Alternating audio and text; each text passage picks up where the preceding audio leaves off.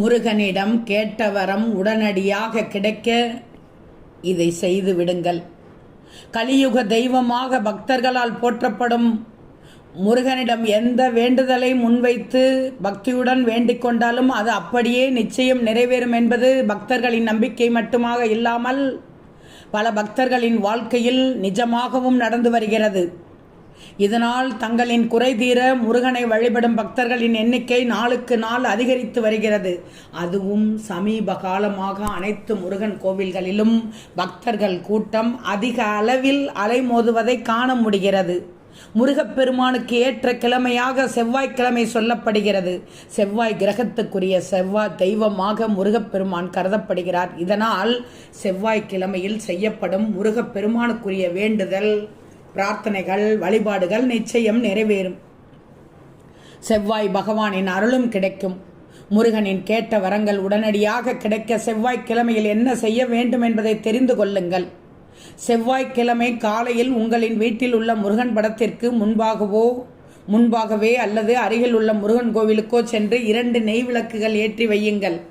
பிறகு அமைதியாக முருகன் முன் அமர்ந்து மனதார முருகனை நினைத்து கொள்ளுங்கள்.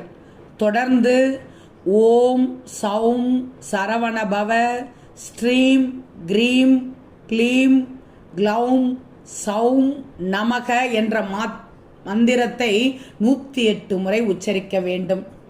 அவசரமாக சொல்லாமல் நிதானமாக பொறுமையாக சொல்லும் மந்திரத்தின் மீது கவனம் வைத்து சொல்ல வேண்டும். இந்த மந்திரத்தை 108 முறை சொல்லி முடித்த பிறகு முருகப்பெருமானிடம் உங்களின் வேண்டுதல் அல்லது எது நடக்க வேண்டுமோ அதை சொல்லி பிரார்த்தனை செய்யுங்கள்.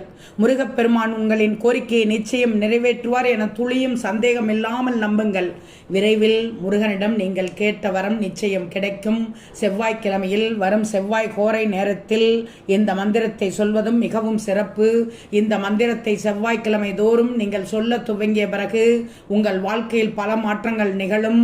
உங்களின் வேண்டுதல் நிறைவேறுவதற்கான அறிகுறிகள் உங்களுக்கு தெரிய துவங்கும்.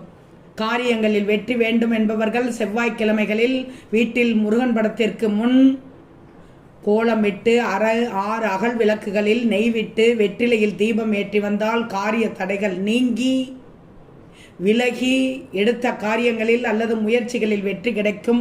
செவ்வாய்க்கிழமைகளில் விரதம் இருந்து முருகப்பெருமானை வழிபடுவதால் முருகனின் அருளை விரைவிலே பெற முடியும். வேலைக்காக வேண்டிக் கொள்பவர்கள் வியாழக்கிழமைகளில் வேலுக்கு பாலாபிஷேகம் செய்து வந்தால் விரைவில் நல்ல வேலை கிடைக்கும்.